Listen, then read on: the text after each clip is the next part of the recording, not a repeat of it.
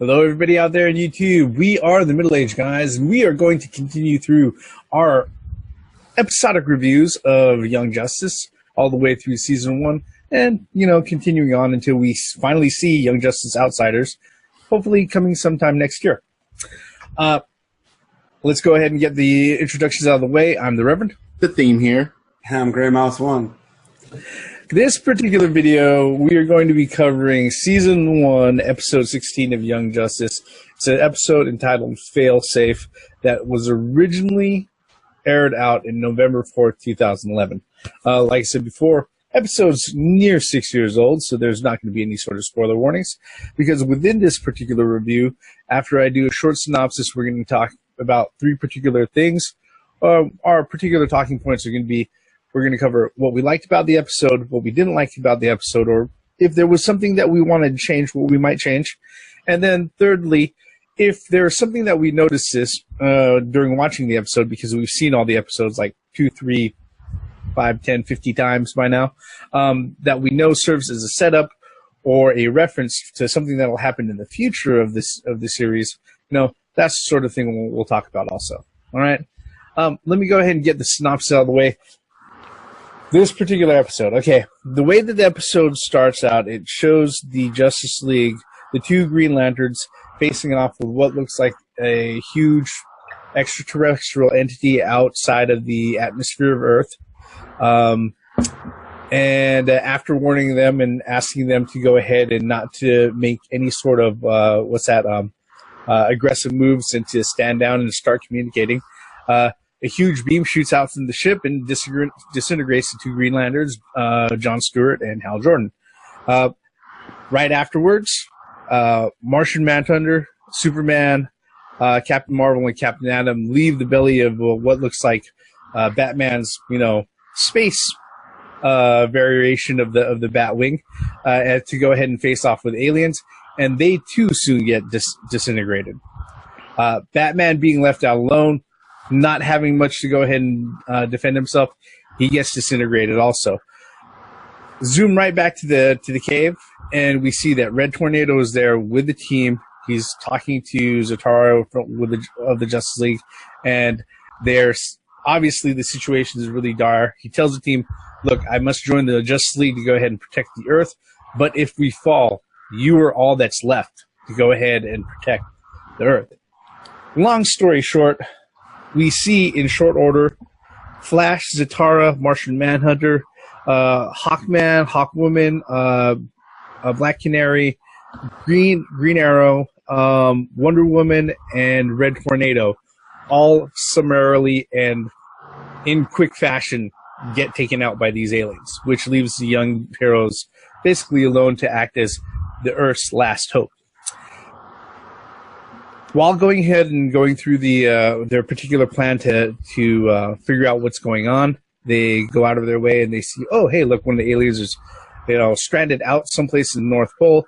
They go over there to find out what's going on with that particular alien scout, maybe even, rob it of some of the of their technology, maybe scavenge some weapons.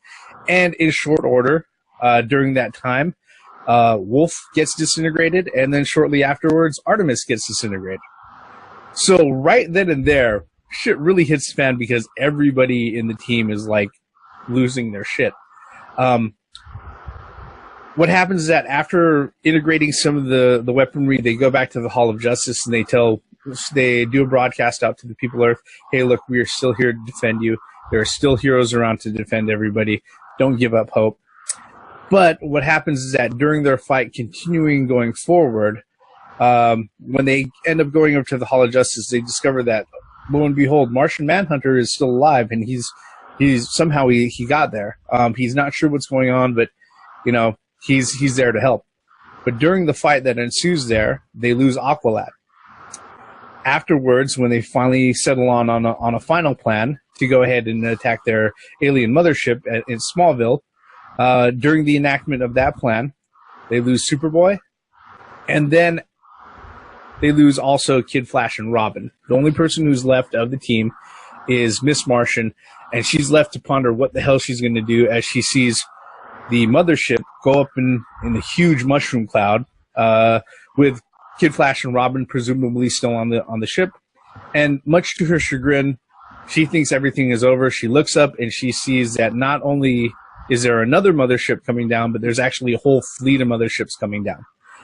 In which case she turns to her uncle, Martian Manhunter. She's like, I don't know what we're supposed to do. And he's like, I know what I'm supposed to do.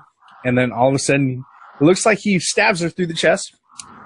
And all of a sudden she wakes up, and it turns out that everything was a training exercise where all of the team members were psychically linked together through Martian Manhunter, and that the whole exercise was a no-win exercise. Everything was going to get worse and worse and worse and worse and worse the farther they got into the exercise. They were supposed to know that everything was just an exercise and simulation, but due to Miss Martian being her so subconsciously and emotionally attached to her teammates, once Artemis died, it sent like their whole perception of reality into overdrive and had everybody locked into this psychic simulation. And that's pretty much where they end up. They're like, this is probably the most dangerous thing that we've done with these kids. We're not sure what's going on. And then they leave off on the note where Martian Manhunter is saying that Miss Martian is by far the most powerful telepathic mind I've encountered so far. Much more powerful than myself. And that's pretty much where the episode ends. I don't think I missed anything, right? Mm-mm. Okay. All right. With that, let's go ahead and let's jump into what we liked about this particular episode, guys. The floor is open. Fuck this episode. And I don't mean in a bad way, okay? This episode was fucked up. Especially upon first watching it. I'm like, there's something wrong here. There's something wrong here. This can't be how this series ends. because watching it, it's like, God damn, there is no fucking hope here.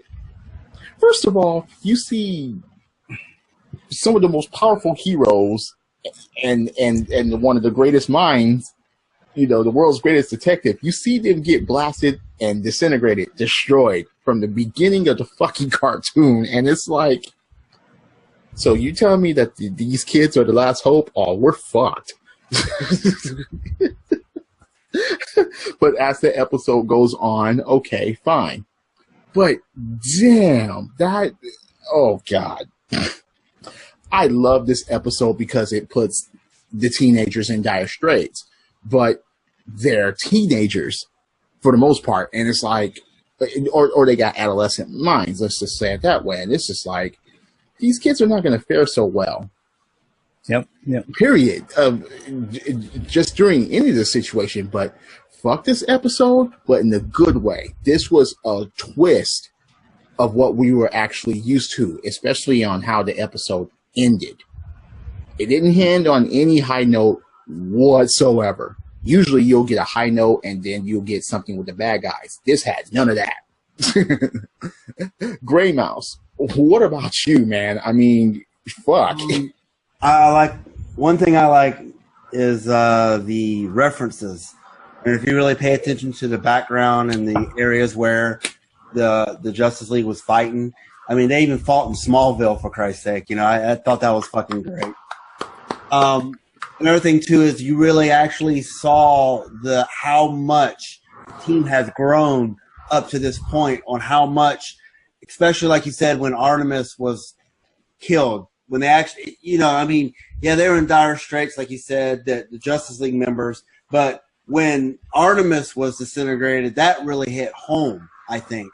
And that, to me, that shows how much cohesiveness that team has at this point in time. And, I really like that.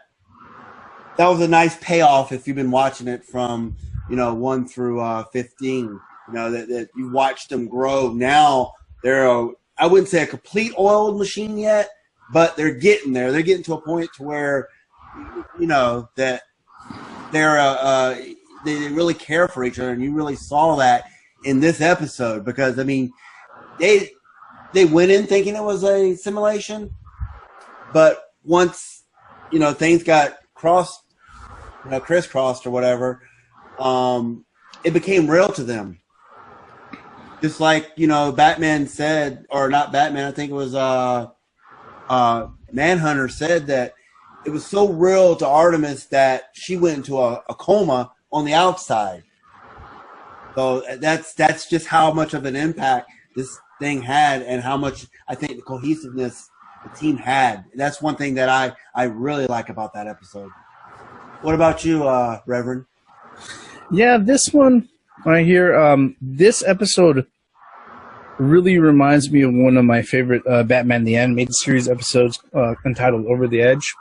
And that particular one, it turns out that it's, if you've ever seen that particular episode, it turns out that everything that happens and everything that goes wrong, everything continues to go wrong. Everything goes way past fucked up to completely fucked up. All right. All the way to, fucked up beyond all repair. Okay. Wow. But it turns out that it's in that particular episode, it turns out that it's a Batgirl, because she got hit with the Scarecrow's fear gas, and that was her worst case scenario playing out in her head of everything just, falling to pieces, her whole world and everything. This particular one right here plays out very close to that, where we don't know that it's a simulation, especially if you're jumping into the episode the first time. You're like the theme was saying, you're almost asking yourself, is this the end of the series? Is this how everything fucking ends? And they really don't give you a lot of time to think about any of that or to consider any of that other stuff, because the thing is that by this time, if you watched the whole season from the beginning to this point, you've invested a bit of time to each of the characters that show up, and to see them just start dropping like flies, where you're like, no! It's really, really effective, and I gotta say, one of the things that helps it out is because they've worked all the way up until this point for this particular episode to happen. And like I mentioned in other episodes that we've seen that we've really, really liked, Nicole Dubach, she's a writer on this one also, and she really reaches in deep for a lot of these reactions as far as what happens on screen. It's a great episode. Again, a lot of action, but still a lot of critical character interaction where it's like, okay, so what would happen to the team if any one of them would have died? And yeah, in short order, they do answer that question. And yeah, it's really messed up. Okay. But like the theme said, messed up in a good way. All right. For the fact that it's, again, you can't help but, I couldn't help but find myself getting caught up in the episode, even though I've seen this like multiple times. All right. But that's not to say that, there isn't anything that we don't have, like any real reservations or anything that we, don't like about it. That really brings us to our second point here. Is there anything about this episode that you didn't like, or is there anything about the episode that you would change if you had the chance, guys? Absolutely nothing. The thing about this episode that really, really hit home, there's nothing that I didn't like about this episode. I'm going to just put this out there right now. This episode was a knockout. Okay. This went out of the park, never to return, all that shit. It was just the fact that, okay, Superboy even found out some shit about Superman that he didn't even fucking know in this episode. Superman has a Fortress of Solitude? That was very interesting. When Artemis died, who took it the hardest? Kid fucking Flash. Yep. I mean, come on. You could see the tension, the sexual tension, whatever, between the two. They goddamn well have secret crushes on each other. Yeah. The sacrificing the fucking, Robin had to take over. So you really, really had to see the whole team come together in dire straits. And fuck, as Grey Mouse mentioned, settings, they were in Smallville. I'm not trying to get on your rant or anything, but those were positive things. We're talking about negative things. There isn't any. I'm just saying. Okay, so it's my turn now. There isn't. I was trying to maybe dig into something, but I can't be that fucking nitpicky about this episode. I have nothing. For this episode, I felt that they were put against overwhelming odds that were, that was not able to be defeated or not able to win against. And I mean, if in real life, not real life, but in a real life to that series would happen, I don't think the Justice League would go down that easy. I mean, that Justice League went down way too fucking easy. I mean, it's just, no, I can't accept that. And I'm being nitpicky here, but I know it was a simulation, but come on, man. The way Batman went, why the fuck would Batman sit there and just hug? He just saw, no, unacceptable. He will go somewhere and fucking think some shit out. It's just, no, the Justice League went down too quickly. They're supposed to be the heroes. So, yeah, that's my only complaint. Other than that, man, I'll start talking positive like you were. Reverend, what kind of flaws now that you have in this episode? Well, it's funny that we went ahead and we're covering this one, because the thing is that the criticisms that I have of this particular episode, if I was somebody who's just watching this episode for the first time, I would not be able to make these criticisms. All right. The two things right off the bat, well, really kind of nitpicky, but they're the sci-fi tropes of, the mothership and the power core. You got to explode the power core of the mothership, and you save the whole world and everything else. Generic as fuck, but they really kind of squashed that by showing, oh, hey, you blew up one mothership. Guess what? There are 12 more raining down right on top of your fucking head. Wait a minute, was this Independence Day? I'm just saying.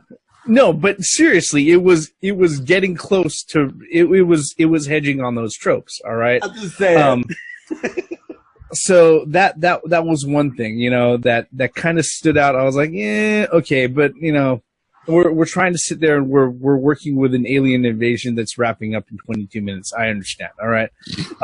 The other thing that I gotta say that this is going to be a criticism of some of the future episodes that are coming up. And it really kind of starts with this particular episode where they go through the whole freaking episode. Everything is going one way. And then the last 5 minutes, they go ahead, they flip it around, but they're like, oh, but it's okay because we got the fix right here. Even though it doesn't end on a complete happy note. All right. They do that. Shit, they do that like with almost every freaking episode coming up through the rest of this season, where 90% of the episode is this way. There's this one huge thing that the whole team is facing off, and then last 5 minutes we've got it handled because of this, and then they go ahead and they give the audience and the team a win. Okay, like I said, it's not something I would have noticed at all. Just watching the episodes casually, or if this was the first time I watched the episodes. Since I've watched these episodes multiple times, that whole thing where it's like, oh, everything's gonna be okay at the end, where they have a real nice, neat explanation, okay, and a solution right at the very, very end, okay. It's not like with Homefront where everything was like a whole struggle all the way up until the end. Okay, but guess what?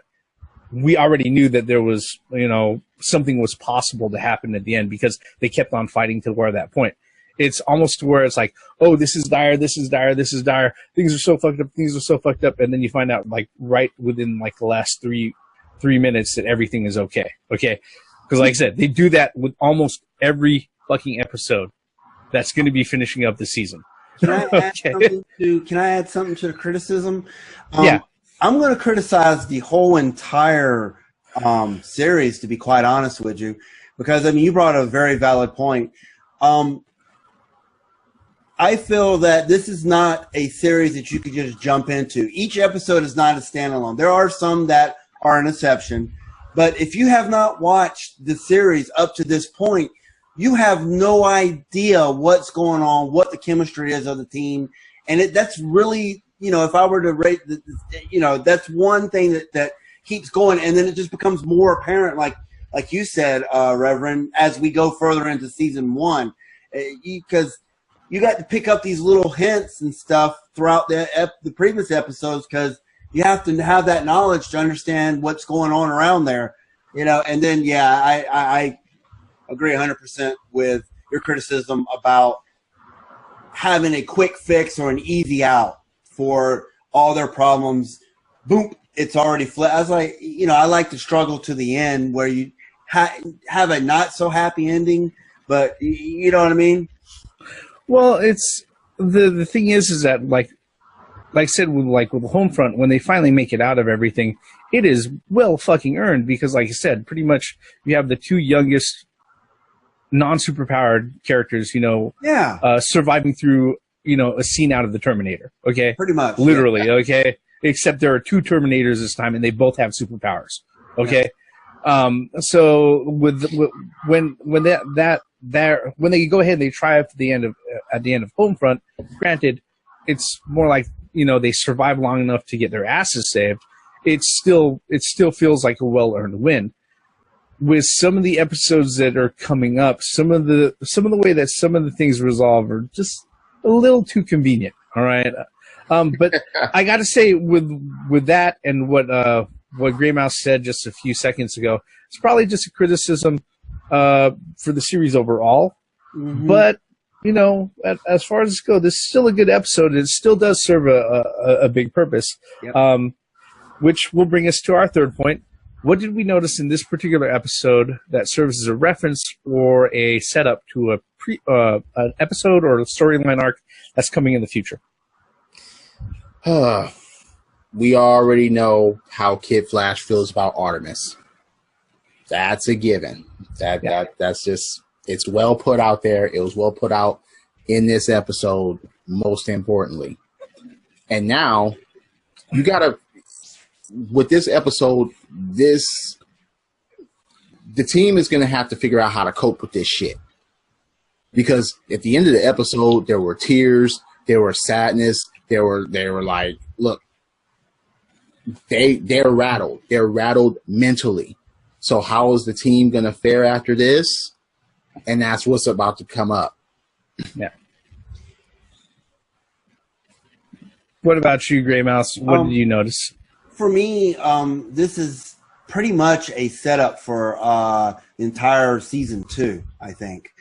Believe it or not, this is like a mini season 2 in just this one episode, because season 2, most of the Justice League is out, doing their thing because they're defending themselves pretty much for what happened, But so it kind of gave them, I think it kind of gave them a reality check, is what this was. It was like, we're no longer sidekicks. We keep saying that, we said that last video. They're no longer sidekicks now.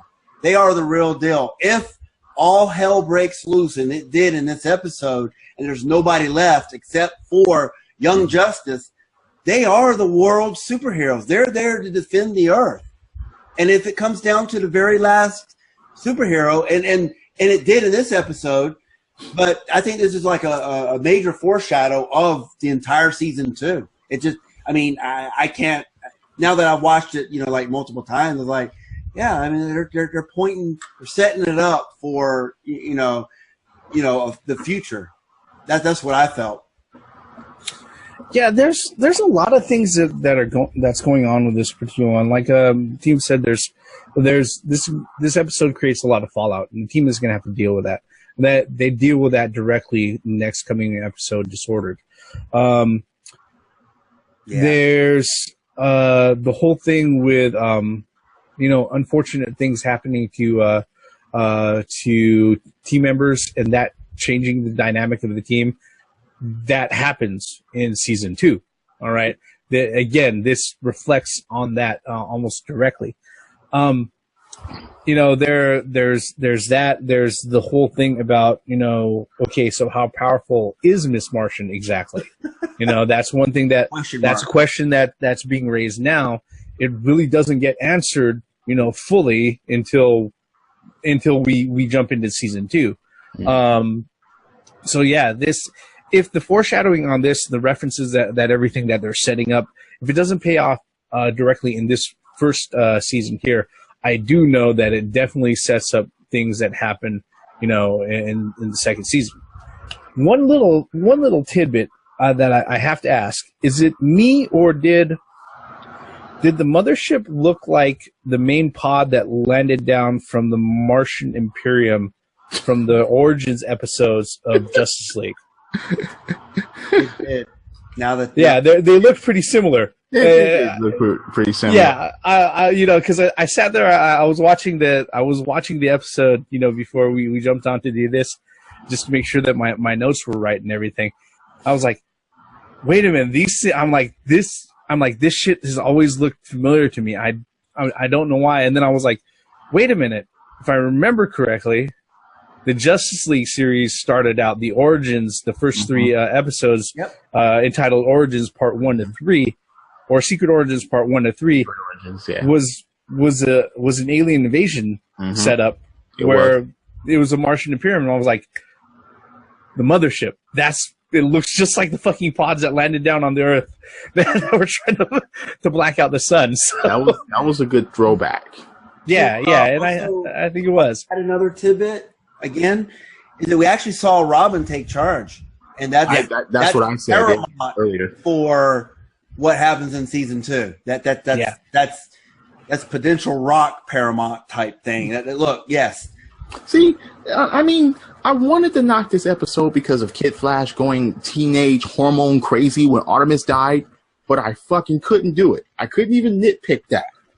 I was trying to lead up to that nitpick when I was commenting on it, but I was like, no, I just fucking can't, because at least he shows some fucking emotion. If this episode would have been like the simulation, like, okay, everyone's emotionless, everybody has no fears, everyone was like, okay, everything's fine, when you got an alien fucking invasion going on, then it wouldn't have been as good as it was.